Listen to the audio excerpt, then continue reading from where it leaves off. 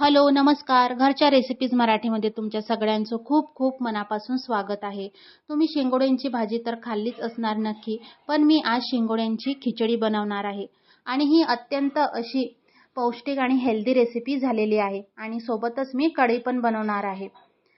आणि ज्यांना रात्रीच्या जेवणामध्ये पोळी खाल्ल्याशिवाय जमत नाही, तर ही खिचडी ते नक्कीच करून बघू शकता. काही जणांचं असं असते की त्यांना पोळी खाल्ल्याशिवाय त्यांचं पोट भरतच नाही. तर जर लहान मुलं पोळी नसतील खात, तर तुम्ही यांना या स्वरूपात ही खिचडी खाऊ घालू शकतात.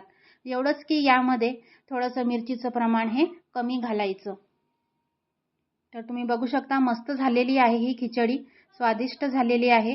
तर व्हिडिओला शेवटपर्यंत बघा, स्किप नका करू आणि माझा व्हिडिओ आवडल्यास माझ्या व्हिडिओला लाईक करा, शेअर करा आणि माझ्या चॅनलला सबस्क्राईब करा. मी तुमच्यासमोर असेच नवनवीन व्हिडिओ आणत राहील. चला मग लवकरच रेसिपीला सुरुवात करूया. मी इथं 1.5 वाटी बासमती राईस घेतलेले आहेत. याला मी 20 ते 30 मिनिटासाठी पाण्यामध्ये भिजत घातले होते. नंतर मी अर्धी वाटी तुरीची डाळ घेतलेली आहे. ही पण मी पाण्यामध्ये भिजत घातली आहे 20 मिनिटासाठी. डाळ भिजल्यामुळे ही छान शिजते. नंतर इथं मी बारीक चिरलेली हिरवी मिरची, पोटॅटोचे मोठे मोठे काप करून घेतले आहे. एक मीडियम साईज कांदा आणि टोमॅटो चिरून घेतला आहे. नंतर अद्रक, लसूण आणि जिऱ्याची पेस्ट करून घेतली आहे.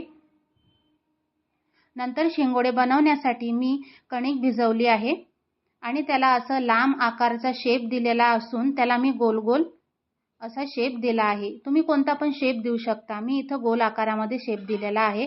असे करून सगळे शेंगोडे तयार करून घ्यायचे. तुम्ही बघू शकता सगळे शेंगोडे तयार हे झालेले आहेत. आता आपण फोडणीला सुरुवात करूया. तर मी कुकर गरम करायला ठेवलेला आहे. त्यामध्ये तेल घातलं आहे. तेल हे चांगल्या प्रकारे तापल्यावर त्यामध्ये मी मोहरी घातली.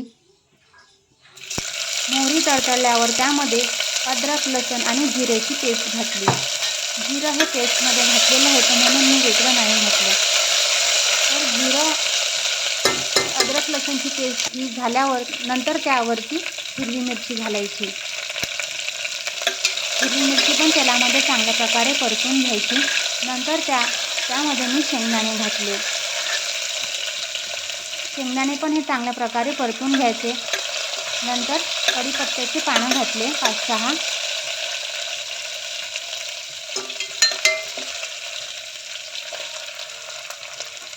नंतर कांदा घातला बारीक चिरलेला. तो पण चांगल्या प्रकारे व्यवस्थित असा तेलामध्ये परतून घ्यायचा.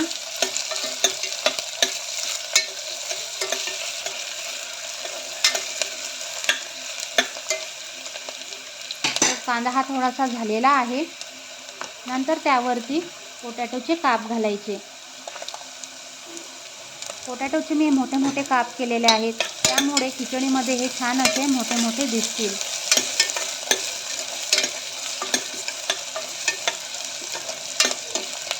तसेच तुम्ही यामध्ये तुमच्या आवडीनुसार भाज्या घालू शकता, जसे की शिमला मिरची, गाजर, फुलगोबी, वाटाणे. नंतर यामध्ये आपण मसाले घालूया. यामध्ये मी हळद घातली आहे. नंतर हा मी मॅगी मसाला घातला आहे. मॅगी मसाल्यामुळे खूप छान चव येते खिचडीला. हा बिर्याणी मसाला घातला आणि हा गरम मसाला. छान तेलामध्ये हे सगळे मसाले परतून घ्यायचे. हे धन्यांचं कूट आहे, हे पण घातलं मी. नंतर कलर येण्यासाठी लाल मिरची पावडर.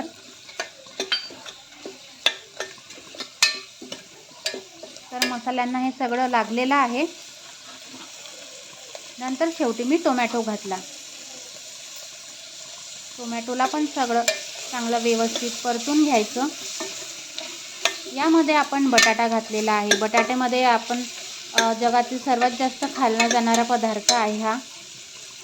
तसेच सगळ्यांच्या घरी हा इझिली उपलब्ध असतो. तर 1.5 वाटी तांदूळ आणि अर्धी वाटी डाळ घेतलेली असून असे 2 वाट्यांचं प्रमाण झालेलं आहे. त्यासाठी मी 4 वाटी पाणी गरम केलेलं आहे. तर यामध्ये मी गरम पाणी घालणार आहे. गरम पाणी घातल्यामुळे खिचडी ही खूप छान शिजते आणि नरम होते.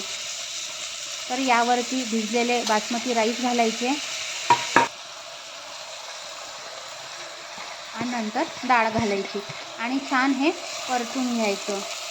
तसेच बटाट्यामध्ये असलेले पोटॅशियम, मॅग्नेशियम आणि व्हिटॅमिन सी मधुमेहाच्या रुग्णांना नियंत्रणात ठेवण्यास मदत करते. तर आपण म्हणू शकतो की बटाटा हा देखील एक उपयुक्त पदार्थ आहे, गुणकारी पदार्थ आहे. नंतर चवीनुसार मीठ घालायचं आणि छान मीठ टाकून याला भाजून घ्यायचं. तसेच यामध्ये आपण टोमॅटो पण घातलेला आहे. तर टोमॅटोमध्ये व्हिटॅमिन ए, व्हिटॅमिन सी आणि फायबर आणि कॅल्शियम सारखे घटक फायदेशीर असतात. नंतर यामध्ये मी गरम पाणी घातलं आहे.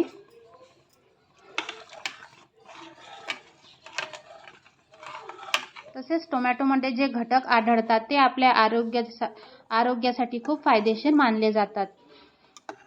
तसंच यामध्ये आपण कांदा पण घातलेला आहे. कांद्यामध्ये कोणत्याही पदार्थामध्ये कांदा घातला की कोणत्याही पदार्थाची चव ही डबल होते. तर पाण्याला उकळी आलेली आहे. पाण्याला उकळी आल्यावरच हे शिंगोडे यामध्ये घालायचे. उकळत्या पाण्यामध्ये जर हे शिंगोडे घातले तर ते एकमेकाला चिकटतील नाही. तर उकळी आल्यावरच या शिंगोड्यांना खिचडीमध्ये घालायचं. तर तुम्ही बघू शकता छान उकळी आलेली आहे आणि वरतून मस्त बारीक चिरलेला कोथिंबीर घालायचा आणि 2 ते 3 शिट्ट्यांमध्ये एकदम कमी आचेवरती हे खिचडी तयार होते. तोपर्यंत आपण कढी बनवून घेऊया. तर कढईसाठी मी तेल घातलं आहे. नंतर त्यामध्ये मोहरी घातली, अद्रक लसूणची थोडीशी पेस्ट घातली, कढीपत्त्याची पानं, हिरवी मिरची घातली आणि चिमूटभर हळद घातली. छान हे सगळं परतून घ्यायचं. नंतर ही कढी आणि थोडं बेसन मिक्सरमध्ये मी थोडं ग्राइंड करून घेतलं आहे ते घालायचं. बेसन आणि कढी. नंतर इथं बघू दिलेली आहे आणि इथं कढी पण तयार झालेली आहे. वरतून चवीनुसार मीठ घालायचं आणि मिक्स करून घ्यायचं व्यवस्थित. कोथिंबीर घातला आहे मी. तर आपली कढी तयार झालेली आहे आणि इथं खिचडी पण तयार झालेली असणार. बघूया कशी झाली आहे ते. वा वा वा, खूप छान झालेली आहे. तुम्ही बघू शकता किती छान शिजलेली आहे ही खिचडी.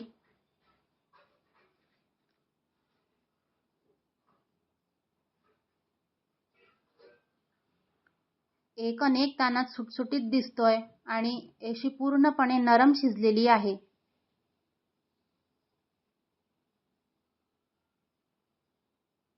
रात्रीच्या जेवणामध्ये तुम्ही हे नक्की करूच शकता. तर अशा प्रकारे शिंगोडे घालून खिचडी तयार आहे. तुम्हाला व्हिडिओ आवडल्यास तुम्ही पण तुमच्या घरी करून बघा. धन्यवाद. थँक्यू.